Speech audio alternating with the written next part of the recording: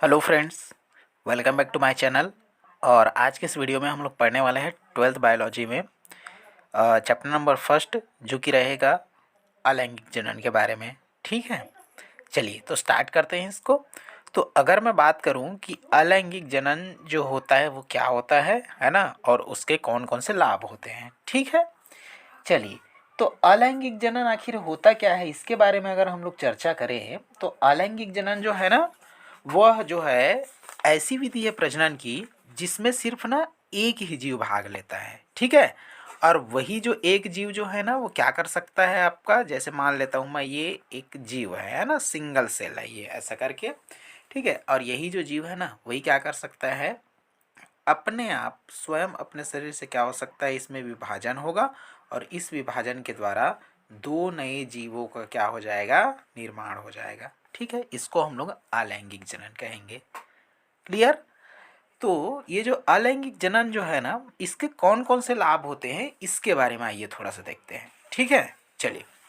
तो ना अलैंगिक जो जनन है ना, इसमें क्या होता है, जैसे मैंने आपको बताया कि इसमें केवल एक ही जनक जो है ना, एक ही जनक या फिर एक ही जीव जो है वो क्या लेता है, भाग लेता है। ठीक है, ये इसका पहला हम लोग बोल सकते हैं कि एडवांटेज है या फिर लाभ है। उसके अलावा अगर हम लोग बोलें तो यह जनन जो है केवल असूत्री या फिर समसूत्री विभाजन द्वारा होता है। ठीक है, अब अगर मैं बात करूं कि असूत्री या फिर समसूत्री विभाजन होता क्या है, तो आपने कक्षा 11वीं में पढ़ा होगा कि असूत्री विभाजन किसे कहते हैं। असूत्री विभाजन वह विभाजन होता है ना, जिसमें क्या हो जाएगा, अ मतलब होता है, अ मतलब अनुपस्थित, और सूत्री मतलब क्या हो जाएगा आपका, गुणसूत्र का विभाजन है ना। तो जिसमें गुणसूत्र का विभाजन नहीं होगा हम लोग ये बोल सकते हैं है ना, उसको हम लोग असूत्री विभाजन कहेंगे।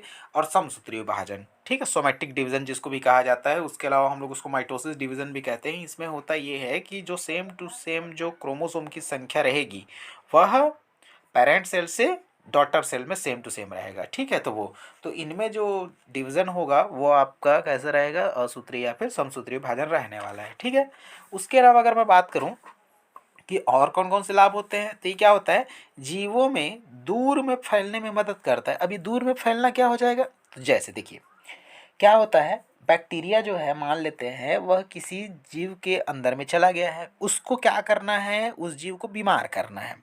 उस जीव को बीमार करने के लिए उसको ज़्यादा संख्या में रहना पड़ेगा, तब तो वो बीमार कर पाएगा, है ना। अगर वह ज़्यादा संख्या में नहीं है तब तो वह एंटीबॉडी, उसके शरीर का जो एंटीबॉडी है वो उसको मार डालेगा, है ना। तो इस केस में क्या करता है, उसको ज़्यादा से ज़्यादा संख्या में आवश्यकता होता है बैक्टीरिया को। तो इस जनन के द्वारा ना एक जीव जो होता है वो बहुत सारे जो बच्चे हैं पैदा कर सकता है। ठीक है, तो इस कारण हम लोग बोल सकते हैं कि ये जीवों को ना दूर में फैलने तक मदद करता है, ये अर्थात उसकी संख्या को बढ़ने में मदद करेगा। क्लियर। चलिए, उसके अलावा यह जो है ना वो क्या हो जाएगा, एक ही जंतु द्वारा कई संततियों को पैदा किया जा सकता है। कहने का मतलब ये हो जाएगा कि इसमें होता ये है कि एक ही जो जीव है ना वो नॉर्मली क्या कर सकता है, एक ही बार में बहुत सारी संततियों को पैदा कर सकता है। क्लियर। उसके अलावा इसमें जो समय है ना वो बहुत कम लगता है, क्योंकि मात्र दो ही प्रोसेस होना है, एक तो साइटोकाइनेसिस, दूसरा कैरियोकाइनेसिस। इस वजह से क्या होता है, इसमें जो समय है वो बहुत कम लगता है। क्लियर। तो ये तो हो जाएंगे अलैंगिक जनन के कुछ लाभ। ठीक है, मुझे उम्मीद है आपको समझ में आया होगा। मिलते हैं अगले वीडियो में, धन्यवाद।